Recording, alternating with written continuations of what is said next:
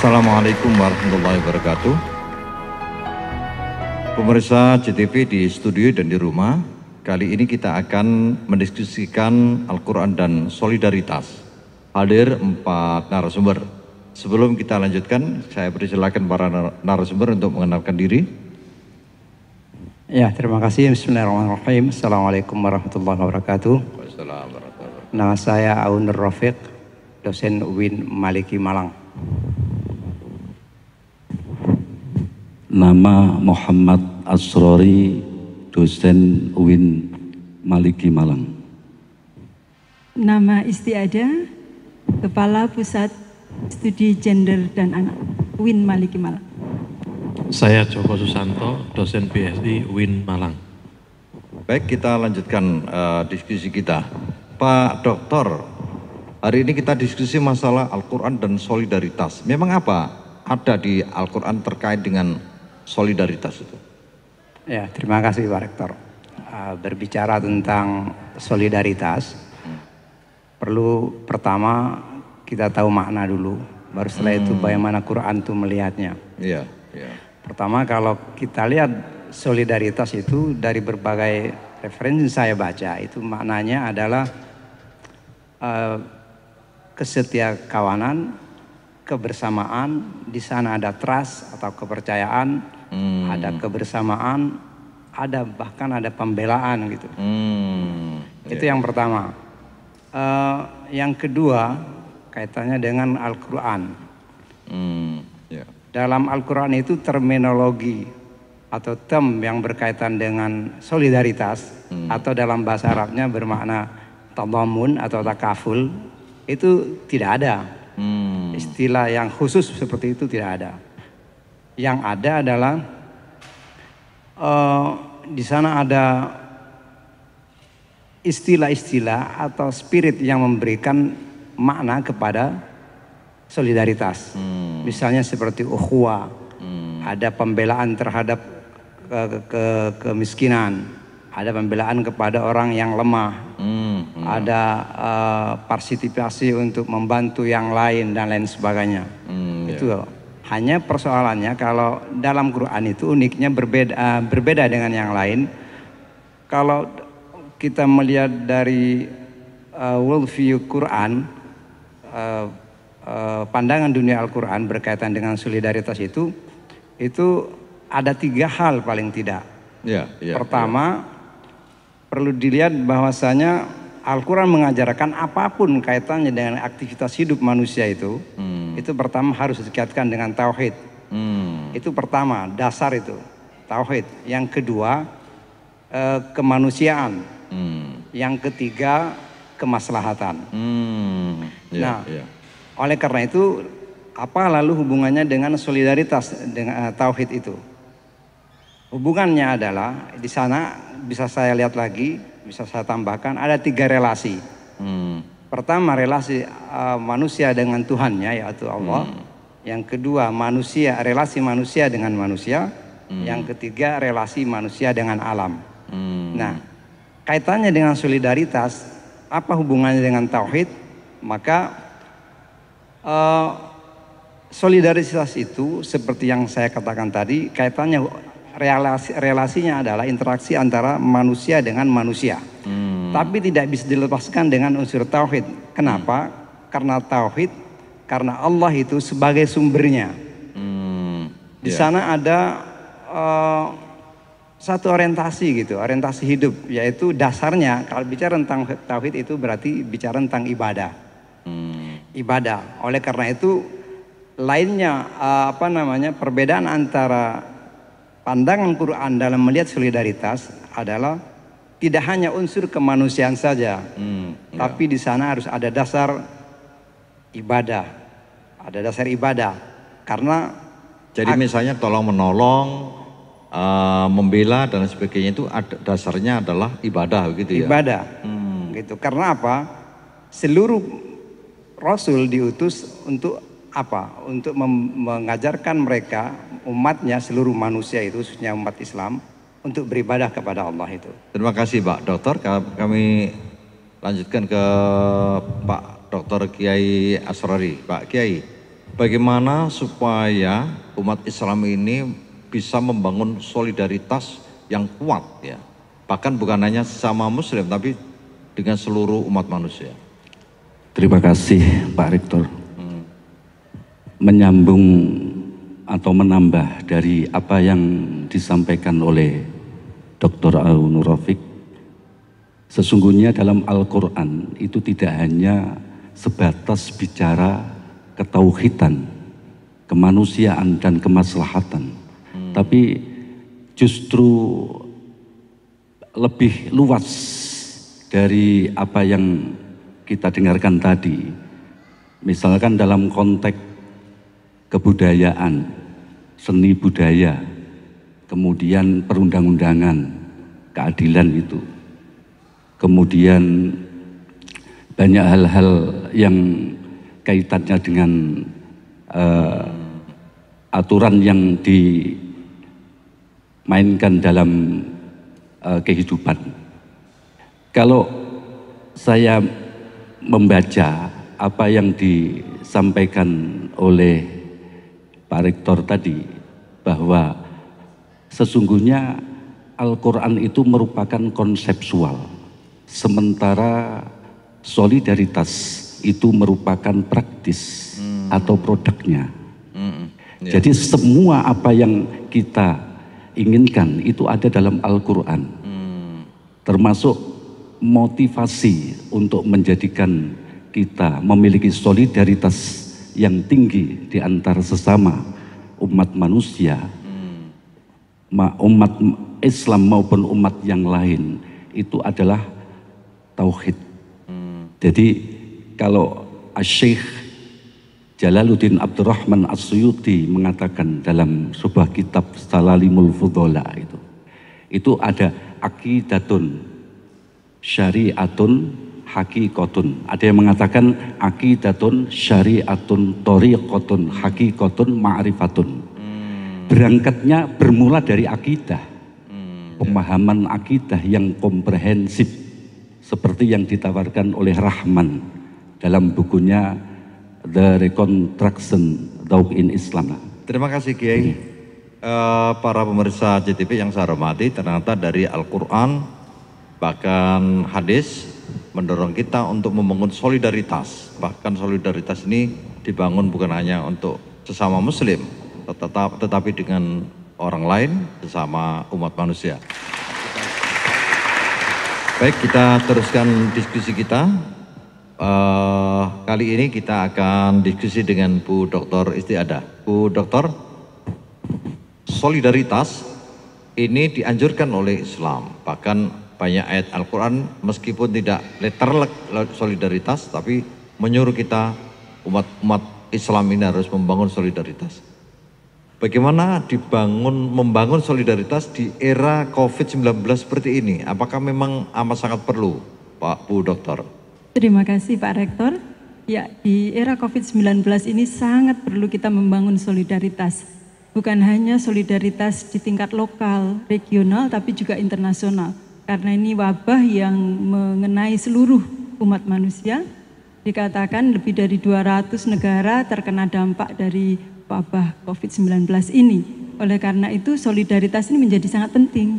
Karena penularannya juga antar negara, antar bangsa, antar suku, bahkan juga lokal gitu ya. Setelah antar negara itu lockdown, ternyata masih ada penularan lanjutannya, yaitu adalah penularan di tingkat lokal. Nah, oleh karena itu solidaritas ini menjadi sangat penting, karena ada orang yang kemudian hidupnya menjadi berubah 180 derajat, sangat drastis, dan itu tentu akan mempengaruhi hubungan dia dengan keluarganya, bahkan hubungan dia dengan Tuhannya. Karena ada orang yang sampai tidak tahan itu bunuh diri gitu.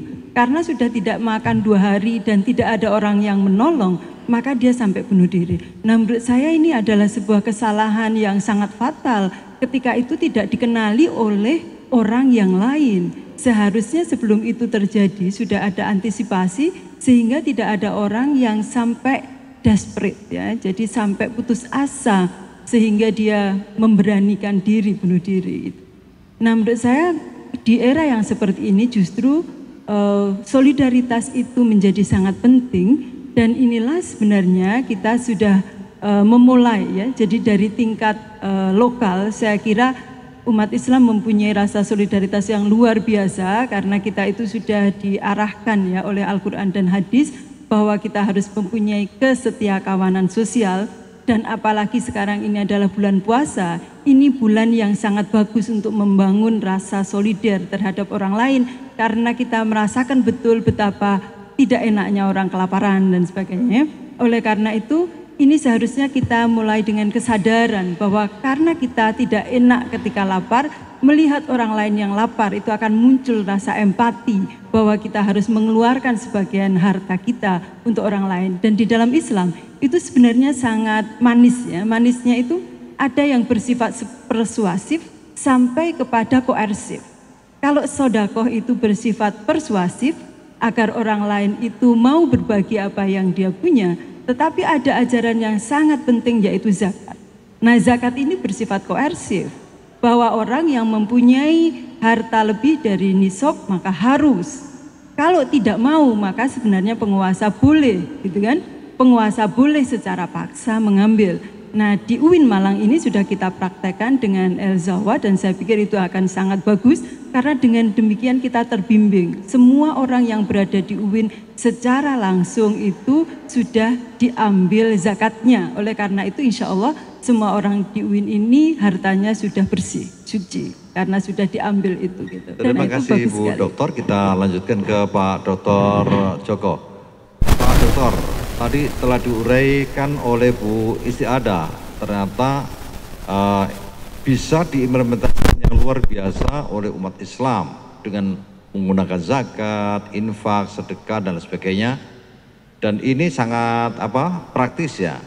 Apa mungkin hal-hal semacam ini juga dilakukan oleh umat Islam terhadap umat yang lain misalnya? Ya, terima kasih Pak Rektor. Saya pikir bisa Pak Rektor. Saya ingin ngambil satu contoh di Australia. Di Australia itu ketika kebetulan saya S2, S3 di sana. Komunitas namanya Indonesian Islamic Community itu memiliki kas. Tiap bulan kita mengumpulkan kas, tor ke sana sak mampunya. Kemudian itu diperuntukkan kepada seluruh penduduk, baik muslim maupun non muslim. Nah itu sangat diapresiasi sekali oleh warga asli Australia. Nah, ini menurut saya ini merupakan salah satu cara yang efektif untuk amar ma'ruf pada mereka. Jadi kemudian kalau disinggungkan dengan tema solidarity itu, ini adalah praktek nyata umat Islam yang ada di sana itu kemudian membantu segala hal, baik yang paling terkecil maupun yang besar, semampu yang kita bisa. Itu yang kami lakukan selama 6 tahun di sana itu seperti itu, Prof. Oh ya.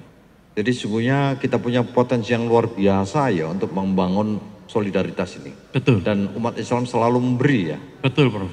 Bahkan sebagai tambahan, saya pernah amar ma'ruf pada 7 bule, Prof. Berasal dari berbagai macam negara. Ya, ya.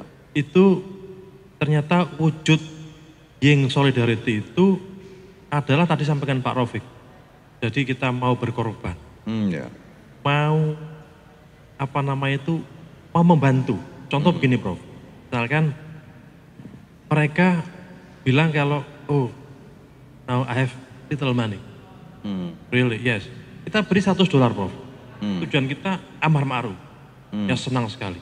Kemudian ada anaknya yang kemudian kita tanya, anaknya nanti kapan, jam berapa bisa ngaji, jam sekian, saya tapi gak punya kendaraan, kita jemput. Pokoknya make it easy pada mereka itu. Jadi yasiru walatu asiru. Itu betul-betul betul, Prof. Itu kami lakukan. Dengan prinsip kalau di dalam bahasa Jawa kita melakukan budi luhur, luhuring budi karena Allah. Itu kita terus gunakan seperti itu. Dan di sana sampai saya pulang itu diantar sama 7 bule yang sudah mulai dekat pada Islam. Nah ini menurut saya ternyata solidaritas itu maknanya sangat luar biasa. Dan dimanapun konteks apapun yang kita jumpai, ternyata itu juga bisa diberkahkan dengan menggunakan konsep being solidarity itu. Jadi being solidarity itu tidak pandang kultur, tidak pandang agama, tidak pandang siapapun dia, tapi ternyata itu ada. Tapi prakteknya yang kita harus betul tahu, supaya tidak salah paham. Terima kasih Pak Dokter, ternyata praktek Islam di Australia itu lebih, bahkan berlebih ya. Kalau di sana saya dengar dan mungkin sebagian saya lihat sendiri, bahwa kalau misalnya zakat fitrah itu 2,5 apa itu? Ya, kalau misalnya zakat kita di sini itu 2,5% dari zakat profesi. Bahkan di sana prakteknya jauh lebih banyak dari itu. Ya, itu adalah batasan minimal ya. Nah, kalau ini dieksplorasi dan mungkin ditularkan kepada kita semua, seharusnya umat Islam justru memberi kepada siapapun, tidak pandang agama, tidak pandang bangsa, tidak pandang kultur, tidak pandang suku dan sebagainya. Kalau ini terus dieksplorasi, maka sungguhnya solidaritas itu justru dibangun dari umat Islam. Baik para pemirsa JTV di studio dan di rumah, kita lanjutkan. Pak Rafiq, kalau bisa disimpulkan sungguhnya konsep solidaritas di dalam Islam itu bagaimana? Ya, konsep solidaritas dalam Islam itu adalah ta'awun. Saling membantu. Saling membantu, itu pasti. Oleh karena itu, dalam Islam diajarkan bahwasanya manusia muslim itu harus berkualitas. Sehingga bisa membantu yang belum berkualitas. Orang Islam itu harus berdaya. Sehingga harus diajarkan untuk membantu yang tidak berdaya. Karena itu dalam Islam, dalam Quran khususnya, tidak pernah mengajarkan manusia, khususnya orang Islam itu untuk menjadi miskin. Enggak, tidak pernah. Baik miskin ilmu, miskin harta, miskin kualitas dan lain sebagainya. Oleh karena itu memang harus kaya. Harus kaya. Gitu. Harus berdaya betul. Kalau tidak akan menjadi manusia yang suka meminta. Jadi artinya berdaya bukan untuk menindas yang lain, tapi untuk menolong. Terima kasih Pak Dokter. Kita lanjutkan ke Pak Asrori. Pak Asrori, Pak Dokter Asrori, bagaimana supaya umat Islam itu bergerak artinya untuk membantu yang lemah dan menguatkan yang lemah, bukan yang kuat menjatuhkan yang lemah. Itu gimana? Ya seperti yang saya ungkapkan tadi, bahwa untuk memotivasi dan menggerakkan hati orang-orang supaya mampu memberi pertolongan kepada fuqara wal masakin, ad-du'afa wal mustad'afin, atau memberi kasih sayang, itu sesungguhnya harus memiliki keimanan yang kuat, keimanan yang kokoh. Maka pernah diungkapkan iman itu kadang saat tertentu turun, saat tertentu naik. Amal juga begitu, saat tertentu turun, saat tertentu naik. Bulan Ramadan ini naik meroket tinggi amaliyahnya, ini karena keimanannya, dan ini pun juga didukung oleh faktor lingkungan juga. Dalam Al-Quran itu kan disebutkan begini, ya ayyuhan nasu a'budu rabbakumul ladzi khalaqakum walladzina min qablikum la'allakum tattaqun. Ini kan ayat keimanan. Jadi maksud u'budu, ibadah, itu penyembahan. Atau ibadah itu adalah penghambaan diri. Penyembahan, penghambaan diri, kemudian pengabdian atau ibadah. Ini bisa jadi ibadah mahdiyah fardiyah, ibadatun mahdiyah fardiyah, ibadatun mahdiyah ijtimaiyah.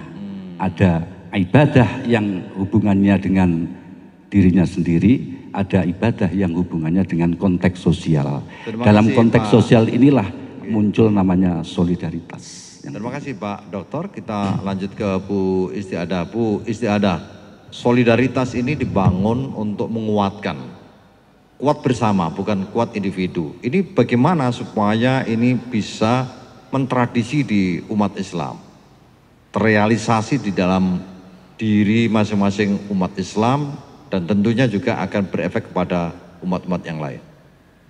Terima kasih Prof. Ya, memang harus dari kecil ya kita itu membiasakan. Jadi ada pembiasaan. Bagaimana ibadah kita kepada Allah itu bermakna dalam kehidupan sehari-hari. Jadi yang dinamakan orang yang dekat dengan Allah itu manakala ada asarnya dalam kehidupan sehari-hari. Jadi orang yang hanya sholat terus beribadah untuk dirinya sendiri, tetapi kepada orang lain galak, kepada orang lain kikir, itu sebenarnya tidak menunjukkan ketakwaannya kepada Belum Allah. sempurna ya. Belum sempurna. Terima kasih Bu Dokter, Pak Joko, Pak Dr. Joko. Ini kan sudah pernah hidup di Australia lama dan di komunitas Muslim tertentu sana dan membangun solidaritas. Apakah Muslim di sana juga membangun solidaritas bukan hanya sesama Muslim ya? Betul Bro. Kita tuh di sana, contoh Bro, ini pada waktu acara 17 Agustusan, Ya. kita mengundang mereka, mereka gak membantu. Kita makan bareng dengan mereka, nah iya. itu kita baur. Bahkan kalau saya masak, contohnya Prof, itu orang-orang di sebelah kanan kiri saya depan, itu selalu saya coba untuk memberi. Kalau di dalam Quran atau hadis kan, kalau kamu masak jangan sampai baunya saja yang tercium oleh tanggamu, tapi berilah. Ternyata hubungan seperti ini Bro, menjadikan keratan hubungan kami dan mereka. Anak saya 2 saat itu semua pakai kudung Prof. Orang sana ada sebagian yang masih ras terhadap orang-orang Muslim yang kelihatan kudung. Ya, ya. Tapi ketika itu setelah kami berusaha mendekat pada mereka dengan sati from Indonesia. Oh, I know this. I live in Malaysia. I know sati. Sebelah lagi Prof, anak-anak muda yang suka mabuk, itu juga saya beri sati. For you, how many people here in this house? Saya punya 12, I gave you more than 12, tapi 20. Karena juga dia suka nyanyi, saya beri, punya anjing gede yang saya kasih. Nah, jadi ketika kami keluar dia tahu, dia bilang, "Hai Joko, how are you?" Memunculkan level of solidarity itu. Ya, luar Yang biasa. kami, Terima kasih Pak Dr. Joko, Bapak Ibu, pemirsa CTV di studio dan di rumah. Ternyata kalau kita simpulkan bahwa Al-Quran mengajarkan solidaritas bukan hanya sesama Muslim tapi juga sesama manusia. Dan Islam harus selalu memberi dengan kekuatan dan daya amal harta yang dimiliki. Dan dengan itu kita bisa membangun kemanusiaan yang lebih bagus dan itulah kiprah Islam untuk seluruh umat manusia. Saya akhiri, Assalamualaikum warahmatullahi wabarakatuh. Assalamualaikum warahmatullahi wabarakatuh.